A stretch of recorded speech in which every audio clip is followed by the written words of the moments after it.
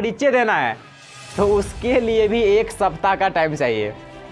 कि सर, सप्ताह, अगला सप्ताह में बोलेंगे। अगला सप्ताह पर इतना खतरनाक साइंटिस्ट था, अब उसके साथ एक और खतरनाक आदमी जुड़ गया, निकोला टेस्ला। अब कितना खतरनाक डिस्कवरी होगा। जब भी समाज में कोई नई विचारधाराएं आती है तो लोग उतनी जल्दी से उसको एक्सेप्ट नहीं करते। कि ऐसी बानी बोलिए मन का आपा खोए, औरों को शीतल करे आप हूँ शीतल। हाथों में अंगारे लिए ढूंढ रहा था, कोई मेरे अंगारे की तासीर बताए। ठीक है, यानी कि हमारे अंदर जो अंगारा है वो तो हमें पता है, लेकिन मैं किसी ऐसे आदमी को ढूंढ रहा था जो मेरे अंगारे को पहचान करके, यानी मेरी पोटेंशियल को पहचान करके उसको। Teachers and my all dear friends, good afternoon to all. Today I am going to introduce myself. My name is Meha Kumari. My father's name is Sri Rajesh Kumar Mandal.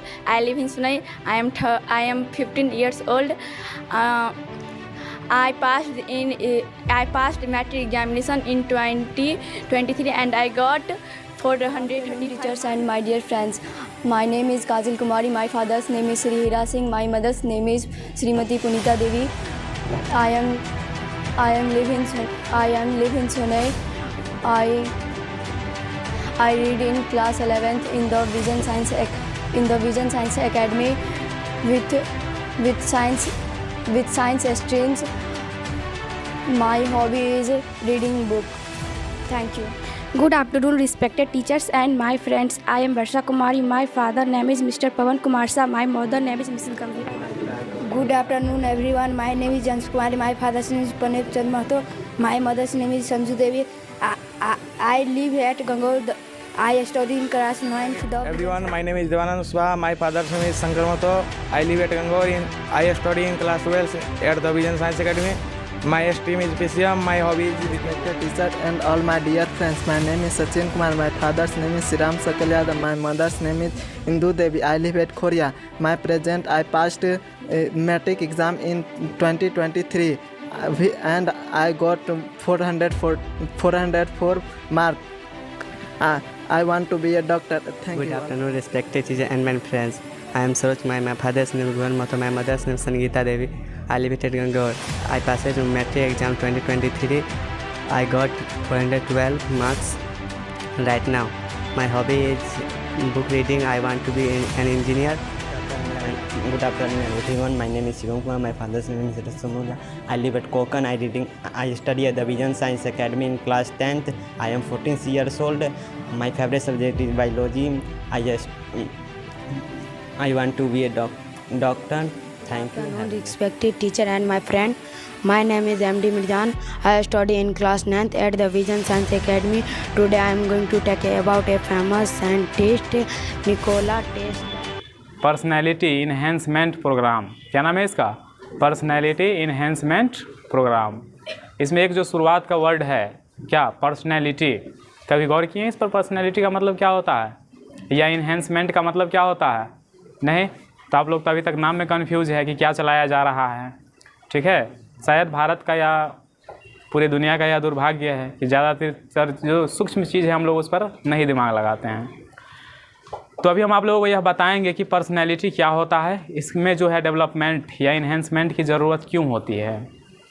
Kabir साहब हिंदी साहित्य में एक बहुत महान कवि हुए, लगभग आज से 500 साल पहले, और उन्होंने पर्सनैलिटी डेवलपमेंट प्रोग्राम का जो महत्व है उसको बताते हुए एक बहुत ही सुंदर सा दोहा लिख करके गए हैं कि ऐसी बानी बोलिए मन का आपा खोए, औरों को शीतल करे आप हूँ शीतल होए।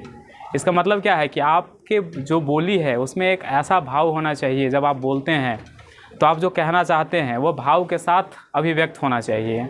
ये इनका कहने का मतलब है। ठीक है, ढंग से बात कीजिए, किसी को बुरा ना लगे। तो ये जो कम्युनिकेशन स्किल है यह क्या है? पर्सनैलिटी का ही एक पार्ट है।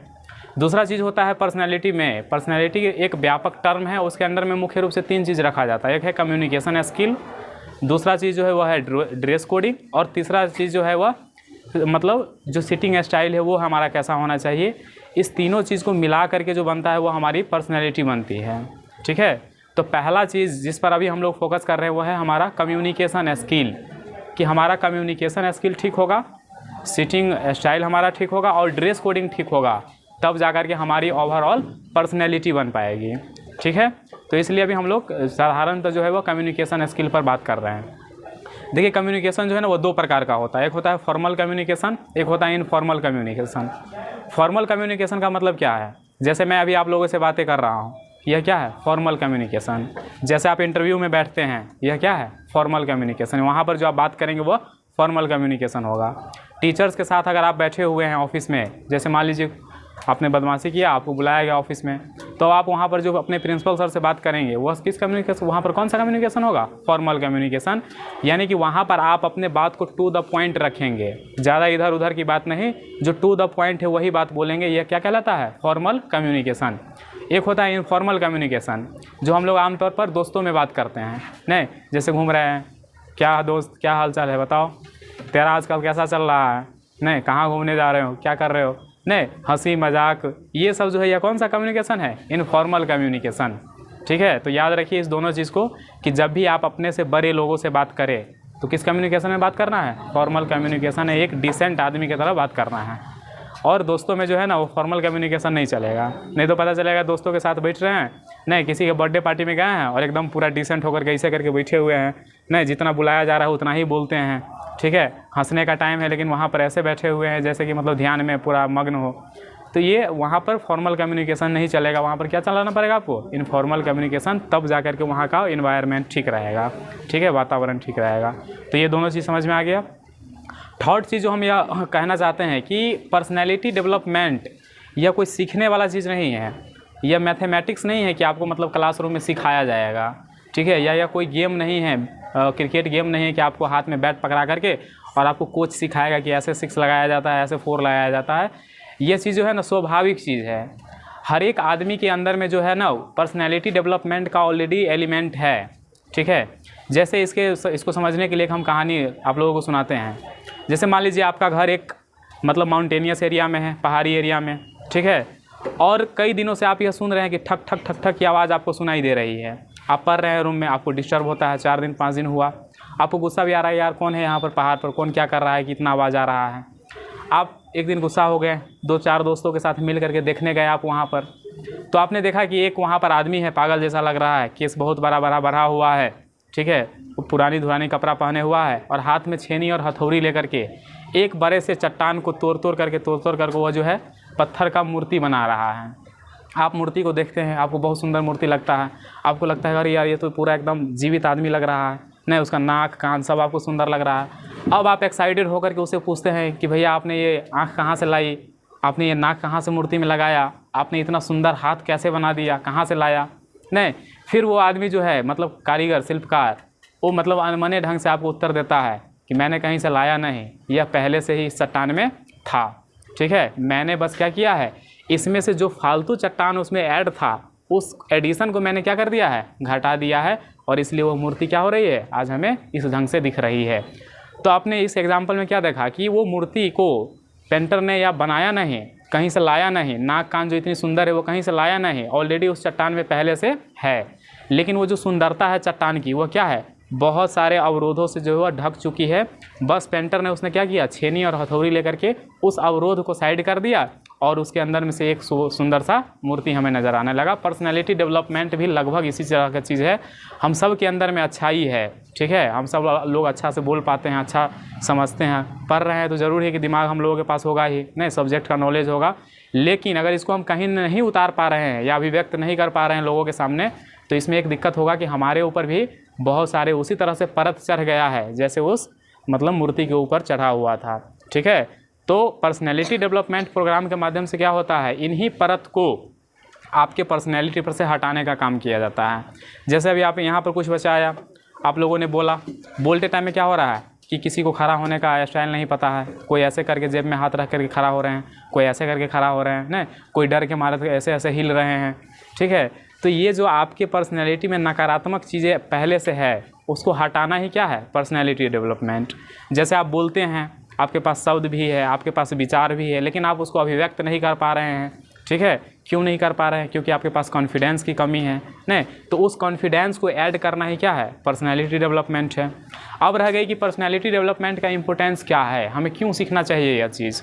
तो देखिए आफ्टर 1990 यानी 1990 के बाद जब ग्लोबलाइजेशन हुआ पूरे वर्ल्ड में, ग्लोबलाइजेशन शायद आप लोग समझते होंगे, इकोनॉमिक्स में पढ़ा हुआ क्लास 9th में। ग्लोबलाइजेशन का मतलब क्या कि पूरी दुनिया जो एक परिवार बन गया, तो बहुत सारे मल्टीनेशनल कंपनी जो है वह यूरोप से हमारे कंट्री में आया, हमारी कंपनी वहाँ पर गया। इससे क्या हुआ, एक समान कल्चर जिसको कॉरपोरेट कल्चर कहा जाता है, पूरे दुनिया में इसका प्रसार हुआ। और उस कॉरपोरेट कल्चर में अपने आप मतलब अपने आप को अच्छा साबित करने के लिए या कंपटीशन में आगे निकलने के लिए हमें पर्सनैलिटी डेवलपमेंट सीखने की ज़रूरत पड़ती है। तो ये तो हो गया मतलब एज ए प्रोफेशनल हमें क्यों सीखना चाहिए पर्सनैलिटी डेवलपमेंट। सेकेंड चीज़ कि आपके पास बहुत अच्छा नॉलेज है, बहुत कुछ जानते हैं, लेकिन आपको बोलने वोलने का ढंग नहीं है, ठीक है, तो फिर वो दिक्कत है। जैसे आप दो लीडर का कंपैरिजन कीजिए, जो हमारे नेशनल लेवल का लीडर है, जैसे हमारे नरेंद्र मोदी साहब है प्राइम मिनिस्टर, और हमारे जो राहुल गांधी साहब हैं, दोनों के बीच में जो एक कॉमन अंतर है वह क्या है कि ये दोनों में के अंदर में जो है ना पर्सनैलिटी डेवलपमेंट में खास करके कम्युनिकेशन लेवल के स्किल पर, कम्युनिकेशन स्किल के लेवल पर अंतर है। जैसे मोदी साहब एक इंटरव्यू में खुद एक्सेप्ट किए हुए थे कि मेरी जो फॉर्मल एजुकेशन है वह 10th के बाद नहीं हुई है, यानी मैंने 10th के बाद पढ़ाई छोड़ दिया है। जबकि राहुल गांधी के बारे में आप जानने की कोशिश करेंगे तो आपको पता चला कि वो ऑक्सफोर्ड यूनिवर्सिटी से पढ़ा हुआ है, ठीक है, यानी उसका मास्टर्स जो है वो ऑक्सफोर्ड से है, ठीक है। अब इलेक्शन में आप देखिए दोनों का परिणाम। राहुल गांधी जब से कांग्रेस का अध्यक्ष बना, ये इसके ऊपर ये एक आरोप लगाना भी होगा, लेकिन वास्तविकता तो यही है, जब से वो कांग्रेस का अध्यक्ष बना आपको दिखेगा कि कांग्रेस पार्टी लगभग भारत से ख़त्म हो चुकी है। और जो बीजेपी 1999 के दशक में जिसके पास लोकसभा में 2 सीट हुआ करता था, 3 सीट हुआ करता था, वो आज लोकसभा में 324 सीट लेकर के बैठी हुई है। इसमें एक बड़ा जो कंट्रीब्यूशन है वो किसका है, नरेंद्र मोदी का है और उनके कम्युनिकेशन स्किल का है। कभी आप उनके स्पीच सुनिए, नहीं सुन करके लगेगा कि जैसे तरोताज़ा हो गए हैं। मरियल से मरियल आदमी में भी क्या होता है, एनर्जी आ जाता है, उस ढंग से बात अपना रखते हैं, ठीक है। उसको जब उनका के अंदर जो मतलब शब्द को एक्सप्रेस करने का जो कला है वो बहुत ही शानदार है, ठीक है। जबकि राहुल गांधी उनसे कहीं ज़्यादा ऑथेंटिक बात बोलते हैं, फैक्चुअल बात बोलते हैं, जीडीपी का बात करता है, विभिन्न संस्थाओं की रिपोर्ट का बात करता है, लेकिन क्योंकि उनका प्रेजेंटेशन पावर कमज़ोर है इसलिए नरेंद्र मोदी के स्पीच से ज़्यादा प्रभावशाली स्पीच उनका नहीं हो पाता है। तो ये दोनों में मतलब बेसिक अंतर है और इसी बेसिक अंतर के कारण जो है वो इलेक्शन में दिख जाता है, मतलब उनका परिणाम नहीं राहुल गांधी के अगेंस्ट में जाता है। जैसे बहुत सारे आप पार्लियामेंट डिबेट में भी देखेंगे राहुल गांधी आपको मुंह की खानी हुई नज़र आती है, मतलब वो अपने स्पीच के कारण, ठीक है। तो इस ढंग से आप देख सकते हैं कि कम्युनिकेशन स्किल का क्या है, बहुत ज़्यादा इंपॉर्टेंस है। आप में से बहुत सारे बच्चों ने कहा कि हमें डॉक्टर बनना है, इंजीनियर बनना है। अब मान लीजिए आप इंजीनियरिंग में जाएंगे पढ़ने, तो पहला सेमेस्टर से ही आपको प्रेजेंटेशन क्लास में प्रेजेंट करना होगा। 300 बच्चा आपको क्लासरूम में बैठा हुआ है, आपको वर्क मिलेगा कि आप प्रेजेंटेशन बना करके लाओ। जैसे मान लीजिए आप मैनेजमेंट में, आप मार्केटिंग मैनेजमेंट में काम कर रहे हैं, अब रिसेशन चल रहा है यानी आर्थिक मंदी चल रहा है, उस रिसेशन के दौरान आप इकोनॉमी को या अपने कंपनी को कैसे प्रमोट करेंगे इस पर आपको दे दिया पूरा मतलब ये प्रेजेंटेशन बना करके लाने के लिए। अगला रोज़ आपको क्या करना है, पूरे बच्चों के सामने में प्रेजेंटेशन को मतलब एक्सप्लेन करना है। तो वहाँ पर एक्सप्लेन करने के लिए क्या होना चाहिए, आपके पास कम्युनिकेशन स्किल होना चाहिए। उसके बाद आप वहाँ पर बेटर परफॉर्म कर पाओगे। नहीं तो आपने लैपटॉप में बढ़िया से बहुत अच्छा प्रेजेंटेशन बना लिए रहोगे, लेकिन उसको प्रोफेसर्स के सामने, स्टूडेंट्स के सामने एक्सप्लेन नहीं कर पाओगे, तो आपका जो प्रेजेंटेशन है वह किसी काम का नहीं रह जाएगा। या आप जॉब में ही जाएंगे तो आपके जो कंपनी का CEO होगा या हेड ऑफ डिपार्टमेंट होगा, वो आपको बहुत सारे मतलब काम देगा कि ये आपको ये काम करना है, आपको ये काम करना है। उस काम का आपने प्रेजेंटेशन बना करके ले गया, या आपने कोई नया आइडिया खोजा, उस नए आइडिया को कंपनी को दिया कि सर इस पर हम काम कर सकते हैं।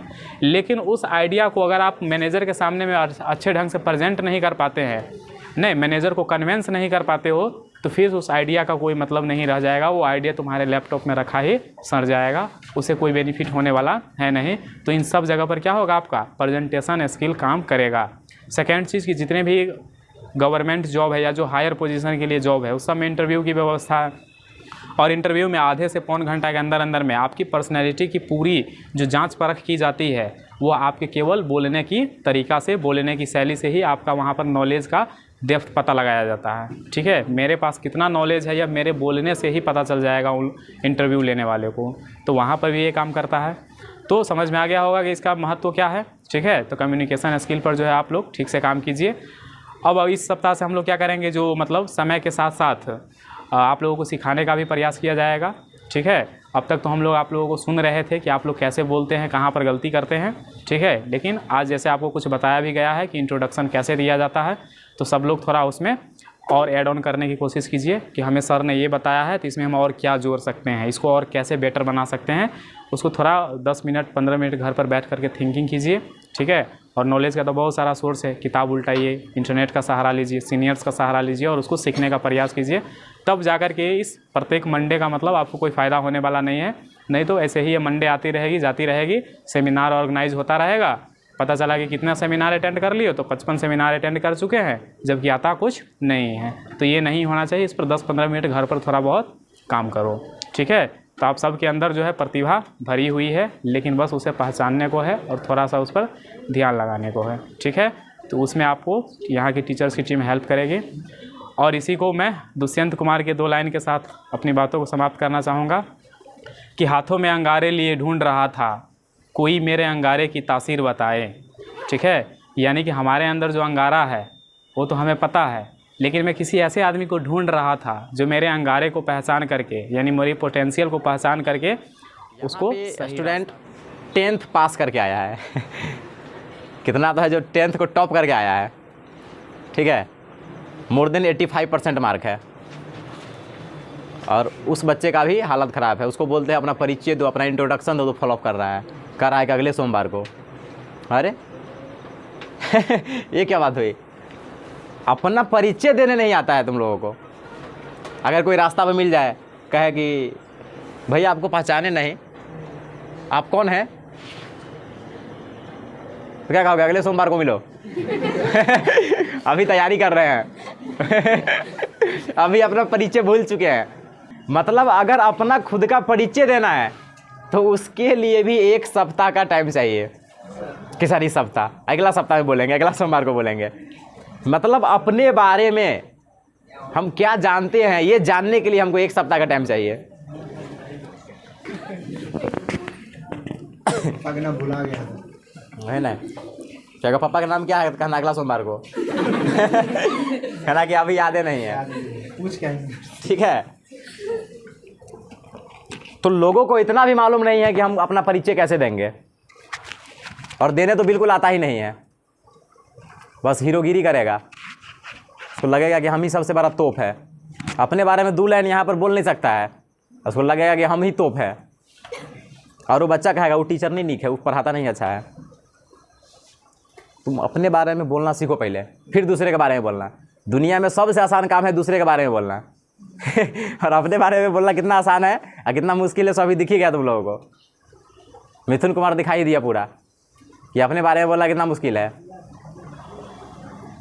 ठीक है। तो देखो, सबसे पहले परिचय देना सीखो।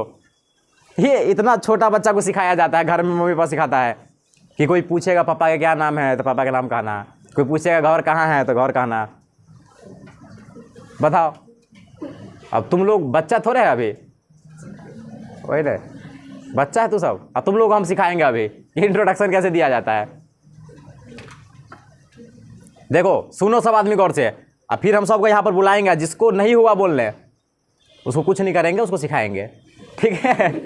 डरना नहीं कि गोली मार देंगे FIR हो जाएगा एक, ऐसा कुछ नहीं होगा।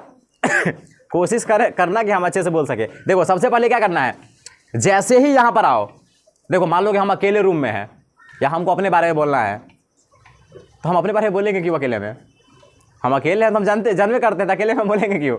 लेकिन अगर मान लो कि 10-20 आदमी हैं या 1 से ज़्यादा आदमी अगर मेरे सामने में है और मुझे वहाँ कुछ बोलना है, और ख़ास करके अगर अपने बारे में बोलना है, तो सबसे पहले हमारा फ़र्ज़ क्या बनता है कि हम सबको ग्रीटिंग दें। मतलब good morning, good afternoon everyone, या जो कुछ भी टाइम के हिसाब से, ठीक है। अब सब लोग अभी बताए हैं ना, सब लोगों को मालूम होगा कि मान लो कि जब हमारे घर में कोई रिश्तेदार आता है तो हम क्या करते हैं, सबसे पहले उसका पैर छूते हैं। या कभी अगर तुम लोगों को कंपनी की तरफ से फ़ोन आया होगा तो सबसे पहले क्या करता है कि गुड मॉर्निंग सर, या गुड मॉर्निंग मैडम, कि मैं एयरटेल से बोल रही हूँ, या मैं एयरटेल से, या मैं जियो से बोल रहा हूँ, कुछ भी ऐसा होता है ना। तो जब भी कहीं से कॉल आता है तो सबसे पहले ग्रीटिंग देता है ना।